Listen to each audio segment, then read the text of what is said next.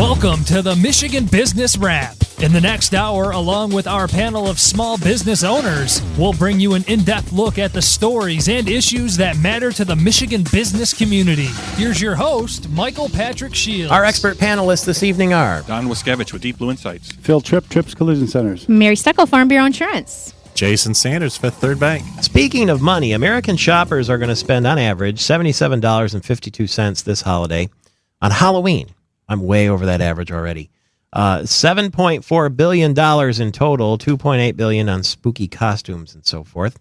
And three guys who are happy about that are here with us now. Steve Sneed is a mad scientist, along with Jerry Jodloski. He's a mad scientist, too, at Robot Pumpkin. And Gus Pine is with us, too, Vice President of Sales and Marketing for the Lansing Entertainment and Public Facilities Authority, because at the Lansing Center this Saturday, you can get a jump start on Halloween.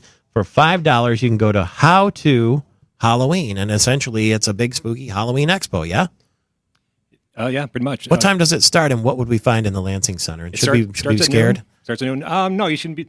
Well, maybe. Okay. We definitely are, with the deadline coming up.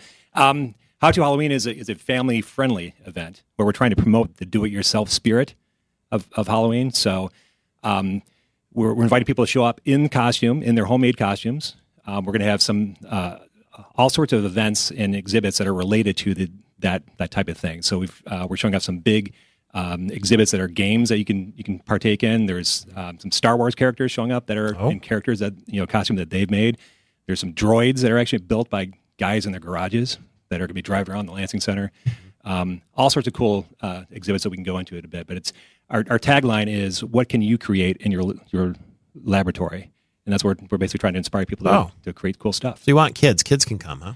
Definitely kids. But when we say family-friendly, that's typically what you think. But we also trying to get other kids of all ages as well. So we've got a bunch of stuff that's exciting for sci-fi people. So we've got a Star Trek simulator. We've got some Star Wars characters and droids. We've got Ghostbusters. The Impression 5 is going to come down and do some Ghostbusters stuff, like throwing ghosts across the hall with a trebuchet, and you can make your own glow-in-the-dark slime. No kidding. And all sorts of cool stuff. What's a robot pumpkin?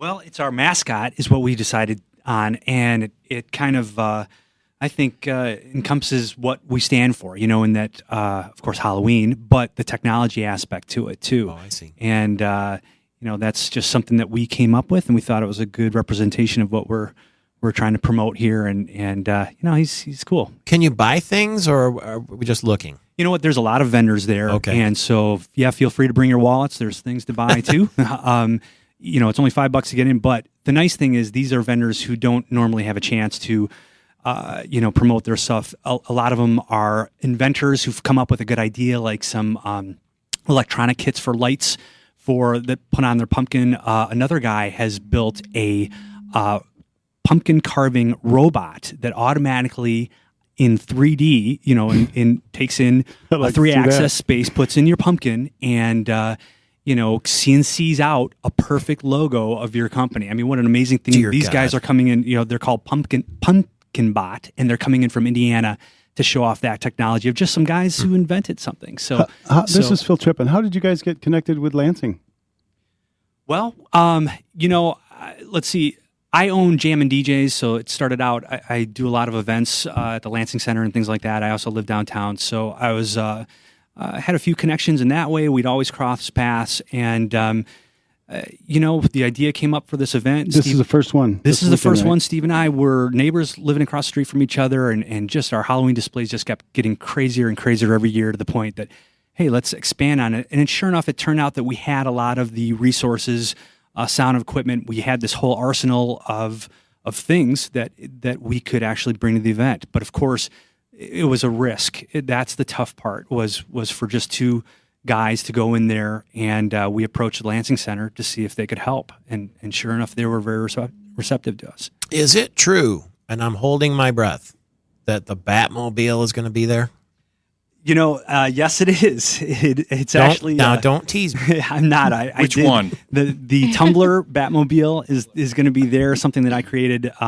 You know what? I put it in my driveway, and underneath it, don't tell anyone, but is a PT Cruiser. But on top of it is a pretty good representation of a full scale Batmobile, which is kind of something I've become known for, and it's Wow. going to be a neat Is it here thing. today? It's not. It doesn't drive, but it looks really cool. Oh, you have to Sitting- tow it around? No, it's just you set it up and it's. Oh, I see. Yeah, but it's just. Is some it panels the and one things from like the old TV show with Burt Ward and or that. is You know it what? I have an original bat signal as an ode to that from the '60s show that I grew up with. I have one of those in my bedroom. Yeah, so I try. I To do. That's exactly. Yep, that's coming. And but yeah, the other. So it touches on a little bit, but this is the newer one that's out. The new one. Yeah. All right. Awesome. There are online contests that you can submit your exhibits to for Halloween. And Jerry won grand prize one year. He got a boatload of really cool gear, tech gear from winning this. It's really gotten a lot of press. It was actually covered on NPR and Science Friday. Cool. This is Don Wiskevich. And one of the cool things about Halloween is it allows that inner inventor to come out in creating things, whether it's your displays or your costumes. I saw a news article recently about this farmer that figured out how to take and create these molds that he puts around the pumpkins as they're growing. And when the pumpkins are finished growing, they actually look like Frankenstein. Yeah. They're shaped like Frankenstein. I mean, it's amazing. And, as a kid, I remember when the best costume I ever made or had was this. I made a robot costume out of a series of boxes. And my father was an engineer at one of the auto companies. He brought me all kinds of dash lights, and I had this thing rigged up with all kinds of electronics. I mean, it was really awkward to walk around in, but it looked really, really cool. Yep. I have the same exact experience. I remember at the time the big costume was I think it was Mork, Mork and Mindy, but it's just a cheap, flammable costume. I think made out of plastic with one of those masks with the cheap elastic thing on the back, and that's what I wanted. But my mom said, "No, we're making a robot costume." We did the same thing, and that's the thing I remember now is that experience of building that, and that's exactly what we're trying to create with this event. Hey, Mary, what's the cutoff age for trick or treating? Because You your know, son is He's 13, and we're yeah. having this discussion at home because Yeah, he's so trying are to we. figure out My if son's he's 14 and he says he's going. Yeah, and I told Why him, I said, not? this is kind of Yeah. like wherever your comfort level Yeah. is. It's like you're still in 8th grade, and so do you guys have an opinion on that? Because we're not quite sure. I still get dressed up. All right, I know. Yeah, how many adults still get dressed up? We just go to the bar instead, right? Exactly. I don't know. As long as you wear a costume, I think you're okay. It's the kids that show up with no costume or anything like Yeah. that. But remember, the original concept is if you don't give the treat, you're going to get tricked. That's right. And nobody wants that. Has that ever happened to you? No. Never been TP'd or anything like that? No, my wife threatened to TP me, but she didn't do it. You look like a big mummy, then I guess that would happen. So, okay, it's $5. That's all to get in, starting at noon on Saturday till what time? 8 o'clock. Wow. Okay, and there'll be treats and all sorts of things there, and you can. Obviously, it's nice if the weather is bad. You can get in there and do that too. We're talking about games. The Wheel of Doom. Yeah.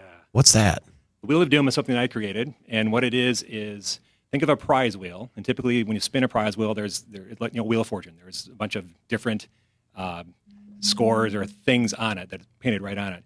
With the Wheel of Doom, it's basically it's all white, and as you spin it, I have a sensor in there that tells when the pegs are being hit, and I'm projecting with the data projector on that wheel. So as it spins, different images flip through.